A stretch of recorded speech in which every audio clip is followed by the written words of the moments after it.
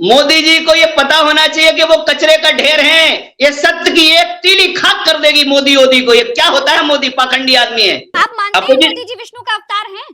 Opposition में परमात्मा जब लीला करते हैं तो राम जी की लीला के जो अपोजिशन वाले पात्र हैं ये हैं रावण की संस्कृति वाले। आप मोदी जी को विष्णु का अवतार क्यों नहीं मानते हैं? भगवान क्यों नहीं? क्योंकि छल दंभ द्वेष पाखंड झूठ से भरा चरित्र है मोदी का। जो राम को लाए हैं हम उनको लाएंगे, इस वाले नारे का क्या होगा? राम को मोदी जी लाएंगे? ये तो इनका मीडिया मैनेजमेंट है, इनने मीडिया खरीदा है। जो मेन स्ट्रीम मीडिया है वो खरीदा हुआ है। मुझ जैसे विरक्त अकिंचन को जो आज कैमरा पे या लगातार कई दिनों से जो मुझे आना पड़ रहा है, उसका कारण यही है कि ये अपने बड़ों का, अपने मान बिंदुओं का, अपनी मर्यादाओं का पूरा उल्लंघन कर रहे हैं। इसलिए इन दुरात्माओं के हाथ में जो व्यवस्था चली गई है, इसीलिए हमने सरहद के प्रहरियों को आहूत किया है, बुलाया है कि अब इनको पंचायत से पार्लियामेंट तक खदेड़ने का काम करो। मेरे देश के प्रबुद्ध सती माताओं, सच्चरित्र नारियां आगे आ जाएं। आपको डर नहीं लगता स्वामी जी? बहुत पत्रकार पूछते बिटिया हमसे कि तावत भयस्त भेतव्यम यावत भयम न आगतम आगतम तो संवीक्ष नरो कुर्याद यथोचितम। यदि रणभूमि योद्धा मरने को डरेगा, हम मैदान जंग उतरे हैं राक्षसों को खदेड़ने के लिए, और यदि हम ही डरेंगे तो ये घर में बैठ के, चूल्हे में बैठ के थोड़ी होती है। नमस्कार, 22 तारीख को राम मंदिर का उद्घाटन होने जा रहा है। मोदी जी राम मंदिर का उद्घाटन करेंगे। बीजेपी कहती है मोदी जी राम को लाए हैं। शंकराचार्य स्वामी अविमुक्तेश्वरानंद कहते हैं कि राम नवमी के पहले बीजेपी राम मंदिर का उद्घाटन क्यों करवा रही है। विपक्ष कहता है कि भाई जब सबको बुला रहे हैं, बॉलीवुड के सितारों को बुला रहे हैं, तो फिर विपक्ष को न्योता क्यों नहीं। इन सब पर बात करने के लिए आज हमारे साथ ऋषिकेश के स्वामी दयाशंकर जी हैं। स्वामी जी आपका बहुत बहुत स्वागत है। स्वामी जी सभी को श्री सीताराम। सीताराम सीताराम। तो स्वामी जी, राम मंदिर उद्घाटन है 22 तारीख को। अब ये बताइए कि आप जा रहे हैं कि नहीं जा रहे हैं? जा रहे हैं ना? ऐसा है कि राम मंदिर के बारे में तो हमारी ये मान्यता है कि राम जी का मंदिर, जब ये लोग पूरे राम को राजनीतिक परिप्रेक्ष्य में जैसे इनने भुनाया है ना, राम के रामत्व के किसने? मोदी जी तो कहीं कोई चर्चा नहीं है। किसने बुलाया? मोदी जी ने। मोदी जी ने राम का मंदिर का जो ये प्रकरण पूरा देश में अभी चल रहा है और लगातार विगत कई दशकों से चल रहा है, 500 वर्ष का इतिहास है राम मंदिर के संघर्ष का। इसमें जो बलिदानी हैं, जिन्होंने संघर्ष किया है, तमाम बलिदान हुआ है। प्राथमिकता ये होनी चाहिए थी, यदि हम सत्य, सनातन और हिंदुत्व की बात करते हैं, सनातन की बात करते हैं यदि प्रधानमंत्री जी, तो इसका मूल स्वभाव है कृतज्ञता जी। जिन्होंने, जो इसके पुरोधा हैं उनको साइड कर दिया, जो इसके हुतात्मा हैं उनको साइड कर दिया, और अपने आप को स्थापित करने की इतनी त्वरा जो इनके मन में है। और अधूरे राम मंदिर को, अभी इसका पूरा निर्माण भी रुका हुआ है, अभी प्रोसेस में चल रहा है, लेकिन चूंकि चुनाव है 24 में, इसलिए इसके लिए ये अधूरे राम मंदिर का जो वो कर रहे हैं, गृह प्रवेश करा रहे हैं प्रभु श्री राम का। अरे हमारे प्रभु श्री राम जब इतने वर्षों से, शताब्दियों से, हमारे प्रभु का तो बहुत अच्छा स्वभाव है, वो तो बलकल बसन में, और वनवासी राम अपने आप में। स्वामी जी, हमको बचपन से सुनते आ रहे हैं ये सृष्टि राम ने बनाई है, कण-कण में राम है, कण-कण में सीता राम है, लेकिन एक पोस्टर बीजेपी ने बनाया जिसमें मोदी जी राम से बड़े दिख रहे हैं, उंगली पकड़ के राम जी को लेकर के आए हैं। तो मोदी जी राम को लेकर आए हैं क्या कि राम जी हम सबको लेकर के आए हैं? ये चल क्या रहा है इस नए अमृतकाल में? झूठ बोल करके, जय श्री राम का नारा लगा करके इन्होंने देश के सामने जो सपना दिखाया था कि हम राम राज्य लाएंगे, 1 दशक हो गया है ना। 2 पंचवर्षीय ये प्रधानमंत्री काल इनका चल रहा है, द्वितीय पंचवर्षीय काल इनका संपन्न होने जा रहा है। इन्होंने जय श्री राम का नारा लगा के देश को ही नहीं, पूरी दुनिया के राम भक्तों को यह दिखाया था कि हम राम राज्य लाएंगे। नोटबंदी हो सकती है, जीएसटी लागू हो सकती है, 370 का इशू इन्होंने जो जिस तरह से एक कह रहे हैं, हालांकि वहां आतंकवाद खूब पनप रहा है, जोरदार तरीके से हमारे किसान गरीब के बेटे वहां तिरंगे में लपेट के आ ही रहे हैं लगभग रोजाना। अभी परसों ही 4-5 शहीद हुए हैं। तो इनका जो जय श्री राम का नारा है वो बड़ा छद्मपूर्ण है, क्योंकि एक तरफ तो देश के अंदर जिसके लिए धरती पर राम आए हैं, राम का काम क्या था?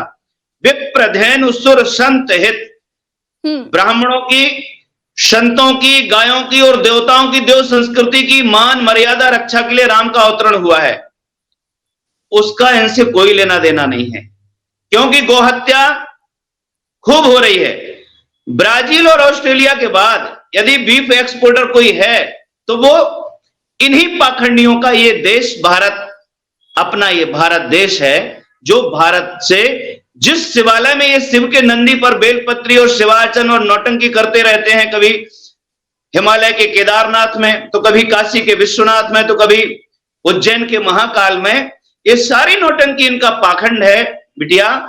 इसलिए इनका मन वचन कर्म में पाखंड ही पाखंड है। ये दुरात्मा लोग हैं। ये सिर्फ छद्म वेश में कालनेमी के रूप में इनको हम देख रहे हैं, और पूरी इस देश की जो प्रज्ञावान लोग हैं। आप मोदी जी को पाखंडी क्यों कह रहे हैं, बीजेपी को पाखंडी क्यों कह रहे हैं? क्योंकि मोदी जी तो तपस्या कराए हैं हिमालय पर, कहते हैं कि, और हाँ, चंपत राय तो कहते हैं मोदी जी विष्णु के अवतार हैं। आप कह रहे हैं पाखंडी? देखो, जो विष्णु का अवतार है, विष्णु अवतार को तो गीता में भगवान ने कहा कि ये संपूर्ण सृष्टि मेरी ही अपने स्वयं के एको हम बहुश्यामा के संकल्प से प्रकट है। मूल में तो वही नारायण है ना, परमात्मा, विष्णु, राम, जो भी आप कहेंगे। सनातन की जो दृष्टि है वो बड़ी व्यापक है। नारायण बता रहे हैं ना चंपत राय, विष्णु है, नारायण है मोदी जी। सब में नारायण का अंश है। जो रावण है, कंस है, इनमें भी नारायण का ही अंश है। परमात्मा जब लीला विलास करते हैं तो नेगेटिव ब्रह्म का भी एक उनके संकल्प से रोल होता है। उनके विपक्ष में जो आप मानते हैं मोदी जी विष्णु का अवतार हैं?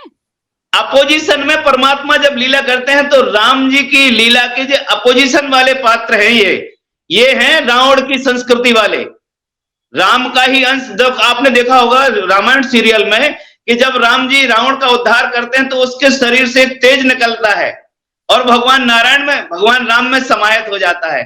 कुंभकर्ण का जब वध करते हैं तो जो तेज निकलता है वो प्रभु में समाहित हो जाता है। सारी सृष्टि का बीज तो परमात्मा है। भगवान कहते हैं ममई वांसो जीवलोके जीव भूतः सनातनः मनः षष्ठानि इंद्रियाणि प्रकृतिस्थानि कर्षति।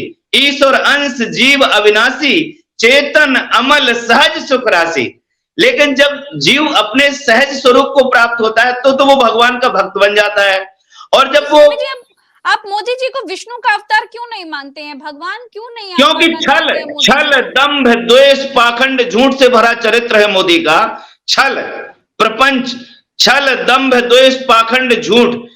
जब ये गुजरात के मुख्यमंत्री थे तो इन्होंने जिस तरह से जो हिंदुत्व का एक तांडव किया है, जो गरीब आदमी झोपड़ियों में रहते थे, ये इनका राजधर्म क्या था कि वहां के बहुत सारे पुलिस अधिकारियों से हमारी वार्ता हुई है। वो कह रहे थे कि यदि मोदी चाहते तो उस दंगा को रोका जा सकता था। जो गरीब झोपड़ियों में रहते थे, बेचारे फुटपाथ पर गरीब लोग, असुरक्षित लोग, उनको मोदी के गुजरात में सैकड़ों की संख्या में बड़ी बेरहमी से कत्लेआम हुआ है। मोदी कोई राजधर्म को निभाने वाले कोई बहुत अच्छे राजनेता नहीं है। इनका पूरा का पूरा बैकग्राउंड इतना कलंकित है, इतना संदेहास्पद है, इतना इनका पूरा का पूरा जो चरित्र है वो पूरा का पूरा संदिग्ध है। और ये उसी छल प्रपंच द्वेष दंभ पाखंड झूठ अन्याय से भरा हुआ पूरा जीवन है। मोदी यदि वास्तव में कुशल नेतृत्व की योग्यता रखने वाले व्यक्ति साबित होते तो ये तत्काल आते ही गांधी का जो कथन था कि आजादी के बाद यदि पहला काम कोई होगा तो वो गौरक्षा का होगा, पहली कलम से गौहत्या बंद करेंगे। राम जी भी धरती पे गौरक्षा के लिए आए थे। गौरक्षा तो इनने करी नहीं, बल्कि इनने 15-15 करोड़ रुपए स्लॉटर हाउस को दिए और यांत्रिक बड़े बड़े कत्लखाने और इन्होंने बढ़ाए और इस देश से निरीह प्राणियों का वध करके उनका मांस का व्यापार बढ़ाया। हम पूछते हैं कि वसुधैव कुटुंबकम के सिद्धांत पर, विश्व गुरुत्व की परिकल्पना पर क्या हम दुनिया जैसे हम गुरु जी हो गए, विश्व के गुरु हो गए भारत के लोग, या मोदी जी विश्व गुरु बनकर के कोई गुरु अपने शिष्यों को, अपने अनुशासित आश्रित शिष्यों को क्या मांस और मदिरा प्रोवाइड कराता है क्या? ये कहते हैं कि हम इस देश के 150 करोड़ के चौकीदार हैं, ये पूरा देश 125 करोड़ या 140 करोड़ का हमारा परिवार है, हम इसके प्रहरी हैं, हम इसके चौकीदार हैं, प्रधान सेवक हैं, हम सेवक हैं, ये घर के मुखिया हैं। हम इनसे पूछना चाहते हैं संसदीय भाषा में, हालांकि हमारी तरफ से तो इनके प्रति बहुत अशिष्टतापूर्ण हमारे बहुत सारे वक्तव्य सोशल मीडिया पे हमने कहे हैं और चैलेंज करके नंबर देके घर का पता बता के घर का पता बता के कि अगर आप में औकात हो तो मुझे आमने सामने संत समाज के सामने जो संत हैं, जो आडंबरी हैं, पाखंडी हैं, सचिव वैद क्यों गुरु क्रोध तीन जो है आपका? क्यों, मतलब इतना हैं, गुस्सा क्यों है स्वामी जी? आज बोल दीजिए, मोदी जी से किस बात को लेकर आपकी जो है मतलब आपको ठीक नहीं लग रहा है कि ये मोदी जी ठीक काम नहीं कर रहे हैं? आप ये बताओ कि गौ माता के ऊपर 300 सेंटीग्रेड पानी डाला जाता है, जो सनातन संस्कृति के 7 स्तंभ है, गोभिर विप्रैश्च वेदैश्च सतीभि सत्यवादभी अलब्धि दानशीलैश्च सप्तभिर धारते मही। 7 स्तंभ है, गाय, ब्राह्मण, वेद, सदाचार, सती नारियां, दानशील, निर्लोभी और सत्यवादी। ये 7 स्तंभ है सनातन संस्कृति के। इन्होंने पहले ही स्तंभ को खंडित करके रखा है। अगर 10 साल में पहला काम करना था तो सबसे पहले दुनिया को बताते, जैसे इन्होंने विश्व में भ्रमण किया, दुनिया के नेतृत्व से मुलाकातें की, तो भारतीय मनीषा का विचार रखना था दुनिया के नेतृत्व के साथ, लीडरशिप के साथ, कि भैया इस पूरी धरती पे सस्टेनेबल डेवलपमेंट चाहिए। अमेरिका भी आज कहने लगा कि हमें अक्षय समृद्धि के साथ अपनी पीढ़ियों को एक सुरक्षित प्लेटफॉर्म देना होगा, अन्यथा ग्लोबल वार्मिंग का जो इशू आ गया है, क्लाइमेट चेंज का जो इशू आ गया है, उसके मूल में प्राणी जगत की हत्या और जो हरियाली धरती से नष्ट हो रही है, जो नदियों को किस तरह से नष्ट किया जा रहा है। को लेकर तो बीजेपी सरकार बड़ी सख्त है। कितनी मॉब लिंचिंग्स हो गई स्वामी जी, जैसे ही सरकार आई, आपने तो कई खबरें सुनी होंगी। आप पत्रकार हैं, आपको पता है कि इस देश के अंदर मांस का व्यापार तीसरे नंबर पर है। आप डाटा निकाल लो, आप देख लो। यदि हम भारत हैं, यदि हम पूरी धरती को समझते हैं, अस्तित्व को समझते हैं कि इस पूरे अस्तित्व में वनस्पति जगत और जीव जगत का अपने आप में एक नेचुरल जस्टिस के साथ बैलेंस होता रहता है। शेर गाय को खा जाए, कोई एफआईआर नहीं करने जाता है। लेकिन यदि मनुष्य किसी प्राणी को मारता है, अपने खेत में केंचुए को भी यदि हम पेस्टिसाइड, हर्बिसाइड, इंसेक्टिसाइड डाल के मार रहे हैं, तो जो हमारा रेन वाटर हार्वेस्टिंग का सिस्टम है नेचुरल, वो बाधित होता है। आज हमारे भूगर्भ का पानी खत्म हो गया है। आज हमारा कितना का आप समझ सकते हैं कि पूरा धरती का बैलेंस बिगड़ गया है। जो हमारे विकास का स्वरूप होना चाहिए था वो नहीं है। बाजारवाद कितना हावी हो गया है। हालांकि बीजेपी सरकार तो गौ रक्षा की बात सबसे ज्यादा करती है, और मैंने आपको जैसे याद दिलाया कितनी मॉब लिंचिंग्स हो गई, गौ रक्षा के नाम पर ही ना हो गई कितनी मॉब लिंचिंग। मैं तो आपको नाम रटवा सकती हूँ, लिस्ट बता सकती हूँ। खैर अभी इस मुद्दे पर नहीं बात करेंगे, लेकिन इस मुद्दे पर थोड़ा आगे जाएंगे। अभी मैं ये जानना चाहती हूँ, क्या आपको भी ये लगता है कि राम मंदिर का उद्घाटन बड़ी जल्दबाजी में किया जा रहा है? आपको मैं बताना चाहता हूं कि अध सिले कपड़े पहन के कोई बारात भागने की चेष्टा कर रहा है, ऐसा ही इनको चुनाव दिख रहा है। अध सिले कपड़े पहन करके कोई जैसे बारात के लिए दौड़ लगा रहा हो, ऐसे ही इनको 24 का इलेक्शन दिख रहा है कि अधूरा जैसा भी है। राम मंदिर का हम ये करके गृह प्रवेश करा कि अरे हम कहते धैर्य रखो, हमारे रामलला सैकड़ों वर्ष से जब उसमें बैठे रहे, तो मंदिर का पूरा निर्माण हो जाने दो, कायदे से उसका फिर ठीक से लोकार्पण हो, प्रभु का गृह प्रवेश हो, धूमधाम से पूरी दुनिया मनाए। और राम के गृह प्रवेश होते ही रामत्व की संस्कृति शिक्षा विधि में आए। राम का कैरेक्टर, रामायण हमारे शिक्षा के सिलेबस में जुड़े, ताकि चंदन हो मेरे देश की माटी, तपोभूमि हर ग्राम हो, हर बेटी सीता राधा हो, बच्चा बच्चा राम हो। जब बच्चे बच्चे के कैरेक्टर में रामत्व का प्रकाश होगा शिक्षा और संस्कार के माध्यम से, तब तो राम का नाम लेना और राम की उपासना करना सार्थक होगा। राम का नाम लेकर के जैसे आपसे बात कर रहे हैं राम मंदिर के मुद्दे पर, तो हर सब आपकी बातों में राममय बातें ही निकल रही हैं। लेकिन टीवी पर देख रहे हैं, नेताओं को सुन रहे हैं, हर जगह जहां देख रहे हैं वहां पर मोदीमय ही चल रहा है। अच्छा ये बताइए स्वामी जी, चंपत राय जी ने ये कहा है कि मुरली मनोहर जोशी जी और अडवाणी जी नहीं आए तो बढ़िया, अच्छा है, उनको नहीं आना चाहिए राम मंदिर उद्घाटन में। आप इस पर क्या कहेंगे? ये देश तो श्रवण कुमार जैसे बेटों का देश है, जो अपने कांधे पर माता पिता को तीर्थ कराते थे, और मोदी जी के पास तो 8,000 करोड़ का जहाज है। काहे नहीं अपने जहाज में लेकर के अपने पिता समान मुरली मनोहर जोशी जी और अडवाणी जी को उद्घाटन के दर्शन कराते हैं? पुरोधा तो वही हैं। मुझ जैसे विरक्त अकिंचन को जो आज कैमरा पे या लगातार कई दिनों से जो मुझे आना पड़ रहा है, उसका कारण यही है कि ये अपने बड़ों का, अपने मान बिंदुओं का, अपनी मर्यादाओं का पूरा उल्लंघन कर रहे हैं। इसलिए इन दुरात्माओं के हाथ में जो व्यवस्था चली गई है, इसीलिए हमने सरहद के प्रहरियों को आहूत किया है, बुलाया है कि अब इनको पंचायत से पार्लियामेंट तक खदेड़ने का काम करो। मेरे देश के प्रबुद्ध सती माताओं, सच्चरित्र नारियां आगे आ जाएं, उनकी कोख से जन्मे दानशील, निर्लोभी, सत्यवादी वीर जो हमारे सीमा के प्रहरी हैं, गरीब किसान मजदूर के मजबूत बच्चे योद्धा, आओ और 2024 में बिल्कुल व्यवस्थित तरीके से संवैधानिक तरीके से इलेक्शन के मैदान में उतरो और इन कुकर्मियों को, इन झूठों को, इन पाखंडियों को खदेड़ो। हम कब तक इनका ये ढोएंगे लाश, इन मुर्दों की लाश कब तक ढोएंगे? इस देश को 76 साल हो गए हैं। जो राम को लाए हैं लोग तो उनको वोट करेंगे ना। ये कांग्रेस और भाजपा के ही बीच में फुटबॉल बनी है जनता। जो जनता का वोट है ना, जनता के अंदर हमारे नेताजी ने कहा था, सुभाष जी की कहानी आपको पता है, किस प्रकार से सुभाष जी को एक तरह से साइड किया गया और किस प्रकार से इस देश की राजनीति, इस कुशल नेतृत्व को साइड किया। राम मंदिर का उद्घाटन कर रहे हैं मोदी जी, उनका वोट बढ़ेगा नहीं बढ़ेगा ये बताइए।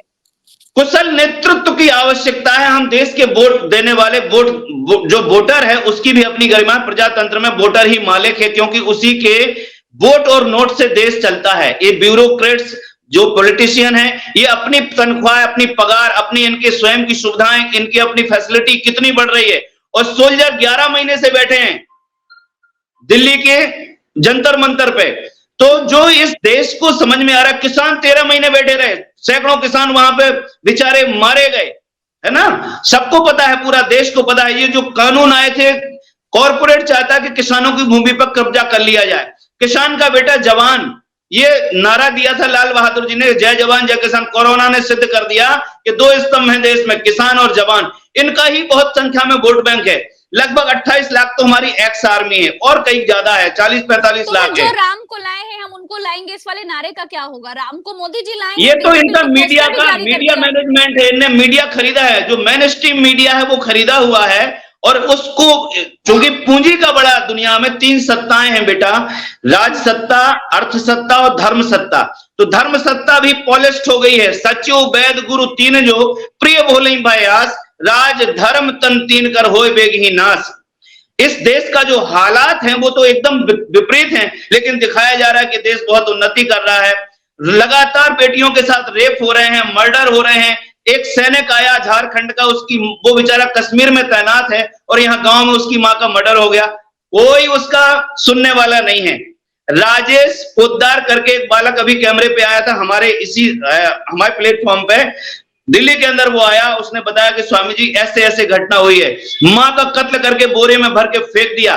जिस देश की जनता सुरक्षित ना हो, जिसका बेटा सीमा पे खड़ा हो, उसकी मां के साथ ये इनका जो पुलिस राज जा रहा है ना, जो इनने कानून बनाया अभी लेटेस्ट तत्काल, ये पूरी की पूरी इतनी राक्षस प्रवृत्ति में उतारू हो गए हैं। इनको 2024 में तो भारत की पूरी की पूरी 150 करोड़ जनता इनके हृदय में तो है नहीं। इनके जो चमचे हैं, दलाल हैं, जो इनकी इस लूट की राजनीति के साथ सम्मिलित हैं, इनकी जो चंडाल चौकड़ी है और इनका मैनेज मीडिया है, सिर्फ वही मोदी मोदी चिल्ला रहा है। बाकी देश आहें भर रहा कि इस राक्षस का अंत कब हो, इसका कब अंत हो। ना अभी देखिए 3 राज्यों में जीत गए मोदी जी।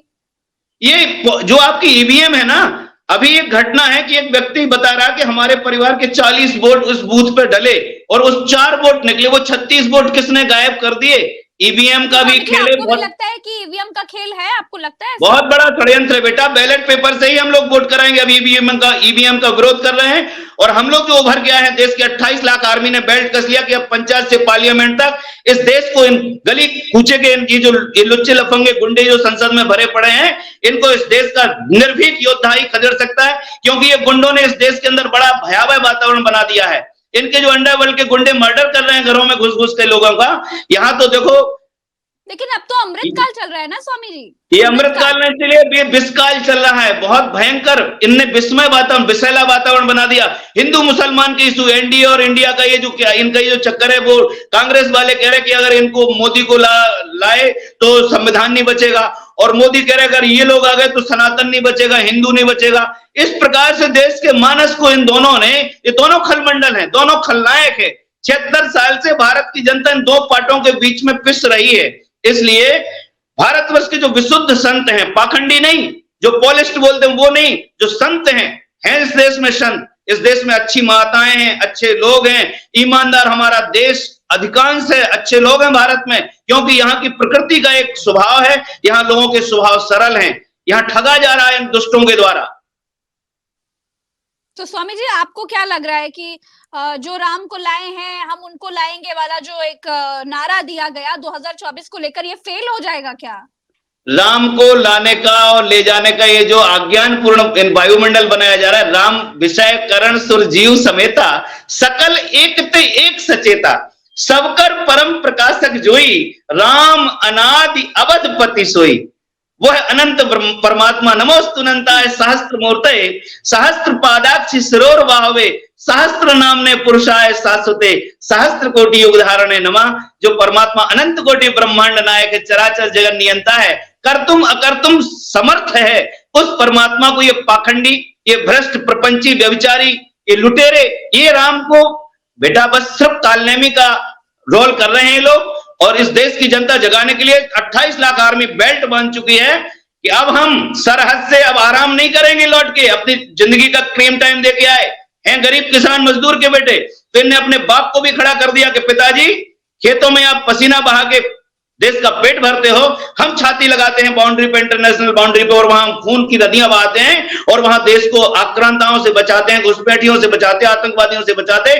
चलो पिता पुत्र मिलकर के इस देश की जनता का जो शोषण हो रहा है, जिस प्रकार से इन्होंने भयावह वातावरण बना दिया है, इन दलों ने, दलगत राजनीति ने, जितने गुंडे लुटेरे बदमाश मक्कार हैं, यही राजनीतिक फील्ड में अपनी ऊधम मचाए हुए हैं। इन सबको खदेड़ने का काम इस देश को सबके सब कुछ करेंगे 24 में। आप जैसे बता रहे हैं कि लोगों में बड़ी नाराजगी है, सैनिकों में बड़ी नाराजगी है, आम लोगों में नाराजगी है, संतों में नाराजगी है, तो क्या मोदी को राम से बड़ा दिखा करके वोट हासिल नहीं हो पाएगा? कि ये सब मतलब लोग समझ गए हैं क्या? सच्ची बात यह है कि खरदूषण कह रहे थे राम से कह रहे थे कि तुम्हारे साथ ये जो सिया जू है ना, किशोरी जू, ये बड़ी सुंदर हैं, इन्हें तुम ले जाओ, बच्चे तुम बड़े सुंदर हो, भाग जाओ घर अपनी पत्नी को छोड़ के। रामचरितमानस में खरदूषण का प्रकरण आता है। रावण से पहले खरदूषण का वध किया, जब सूर्पनखा की नाक काट दी लक्ष्मण ने, तो खरदूषण आए लड़ने राम से, तो राम के व्यक्तित्व को देख के वो मोहित हो गए। तो ये भारतीय समाज के भोलेपन को देख करके ये मोहित हो गए। ये दुष्ट राजनेता ये चाहते कि इनको ना जीने दो ना मरने दो, तो भोले समाज का इन्होंने ब्रेन वॉश करके रखा है। इन्होंने इनकी आस्था का शोषण करने का व्यूह बनाया है राम का नाम लेकर के। ये कह रहे हैं कि तुम जिंदा रहो 5 किलो अनाज पर। जिस भारत राष्ट्र का पराक्रमी नागरिक दुनिया का पेट भरने का, वोटर नहीं इससे जुड़ेंगे, वोट नहीं हासिल होगा। मैं आपसे 24 के चुनाव में फिर बात करूंगी स्वामी जी। प्रज्ञा चमत्कार देखना, हम लोग आपसे भी निवेदन करते हैं, बिटिया तुम भी इस देश की एक यूथ हो, यूथ फॉर नेशन। हम तो कहते हैं कि आपके मन में भी राष्ट्र प्रेम है, तभी आप इतनी भगवान ने आपको प्रज्ञा दी, आपका मस्तक बता रहा है कि आप अच्छे घर खानदान से हो और आपने पढ़ाई की है, आपने मेहनत की है, तब आपको ईश्वर ने इतना वैदुष्य दिया है। इसलिए हम चाहते हैं प्रज्ञा कि आओ हम आप सब मिलके, प्रबुद्ध लोग मिलकर के, जो इन पाखंडियों के छद्म को समझ चुके हैं, आओ मिलकर के हम सब लोग एक प्रयास करें। सवाल करते हैं स्वामी जी, बस उसी में बदनाम है, सवाल करने में बदनाम है। बदनामी करने जो है नाम वाला वही तो बदनाम है, वो गाता है ना एक गाना। कोई दिक्कत नहीं है। आप तो अपने सत्य को लेकर के देखो, सांच को आंच नहीं होती है, और जिसमें सांच बराबर तप नहीं, झूठ बराबर पाप। सब लोग जान रहे हैं कि झूठा आदमी है। और एक देखो इसका ईगो देखो किस तरह से इनने मध्य प्रदेश की राजनीति में जो खेल खेला है, वो कंस जो 18 साल वहां लूटता रहा, नर्मदा की कोख को नोचता रहा, अरबों रुपए की बालू बेचकर वेयर हाउस भर लिए।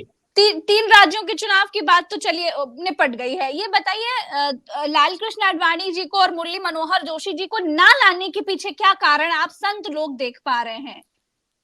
उसकी वही तो बात है, कृतज्ञता। कृते च प्रति कर्तव्यम एष धर्म सनातना। जिन्होंने भारतीय जनता पार्टी का पौधा लगाया, जिनने पौधा लगाया है पंडित दीनदयाल उपाध्याय, देखो तो एक ऐसी घटना उनके साथ, उनको चाकुओं से गोद के साइड कर दिया, मार दिया, हत्या हो गई उनकी।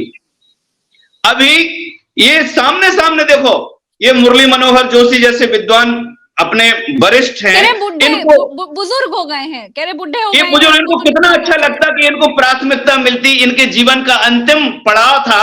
इन लोगों को अगर ये आगे करते तो देश को भी लगता कि ये संस्कारवान संगठन है या अथवा संस्कारवान पार्टी है। इन राक्षसों के मन में अपने बुजुर्गों के प्रति कोई श्रद्धा नहीं। कितने बलिदानियों ने, कितने गरीबों के बच्चों ने जाके बलिदान किया राम मंदिर में, उनका कहीं कोई वहां पे कोई ऑर्डर, मतलब कोई संग्रहालय नहीं, कुछ नहीं। अरे देश को प्रेरणा का केंद्र था, राम तो प्रेरक चरित्र है। क्यों नाम नहीं ले रहे, क्यों न्योता नहीं दे रहे? मुरली मनोहर जोशी जी को क्यों नहीं आना चाहिए? अडवाणी जी को क्यों नहीं आना चाहिए? स्वामी जी, कारण है उसका कि मुरली मनोहर जोशी और ये सब, इनका अंदर जो अहंकार है ना, इनके अहंकार की वजह से वही लोग उपराम हो गए हैं। इनकी दुर्गंध जो आ रही है ना अहम की, वो इनके पास ही नहीं आना चाहते हैं। इन लोगों ने जो उपेक्षा की ना मोदी वगैरह ने इन बुजुर्गों की, तो देखो जब किसी का अपमान होता है तो कहते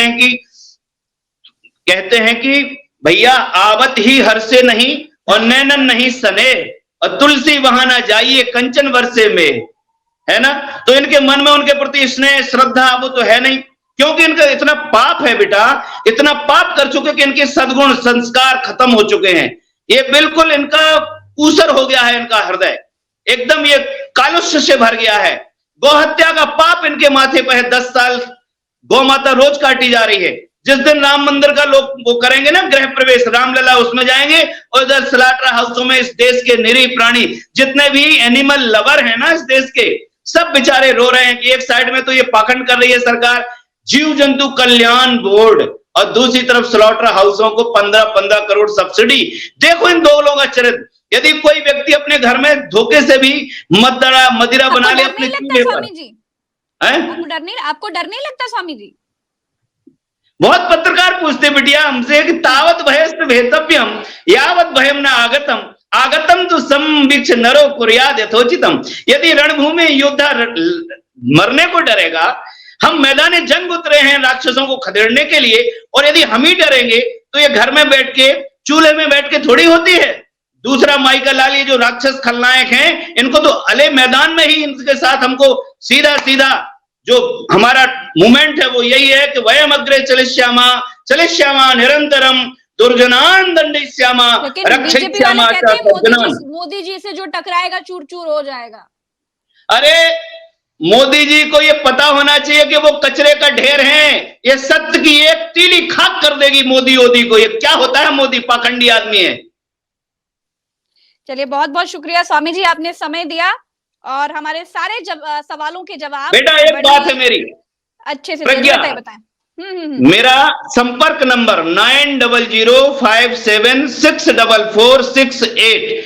भारतीय जवान किसान राजनीतिक मूवमेंट, पंचायत से पार्लियामेंट तक इस देश का आमूलचूल परिवर्तन करेंगे, सस्टेनेबल डेवलपमेंट करेंगे, परिवार मूलक समाज को प्रबंधन देंगे, और जितने गुंडे बवाली अधकुचरे अज्ञानी हैं इनको संस्कार शालाओं में ले जाएंगे। जेल में भी हम इनको फांसी नहीं देंगे, इनको हम संस्कारित करेंगे। अच्छा, हम गुरुकुल बनाएंगे जेल को, और जितना देश का ये अज्ञानी लीडर है, जितना देश का अपराधी है, अंडरवर्ल्ड के गुंडे हैं, अपराधी हैं, शोषणकारी हैं, मिलावटखोर हैं, बनावटी हैं, कालनेमी हैं, इन सबको हम जेल को गुरुकुल में कन्वर्ट कर देंगे बेटा। इसके साथ मैं परिव्राजक दया शंकर दास, मैं मूलतः बुंदेलखंड से आता हूं, मेरा होम डिस्ट्रिक्ट महोबा है, मैं एक शहीद का भाई हूं जिसकी डेड बॉडी कश्मीर से नहीं आती है, और मैं कफन पहन के आया हूं। हम डरते नहीं, न डरवाते हैं, हम तो हाथ जोड़ के प्रार्थना करते हैं कि सुधर जाओ, या तो पट्टू पड़ो, नहीं तो पिंजरा खाली करो। ये मृत्यु लोक है, यहाँ पर आपका यश और अपयश ही जिंदा रहता है। कीर्ति यश सा जीवती, अच्छे काम करोगे तो कीर्ति बनेगी, लेकिन कुकर्मियों, गो हत्यारों, न संहार कराने वालों, तुम्हारे हिस्से में कीर्ति का स्तंभ नहीं कभी स्थापित होने वाला। इसे श्रेय तो सती नारियों को, संत पुरुषों को और वीर पुरुषों को ही मिलेगा। भारत माता की जय, वंदे मातरम। बहुत बहुत शुक्रिया स्वामी जी, आभार। प्रसन्न रहो बेटा।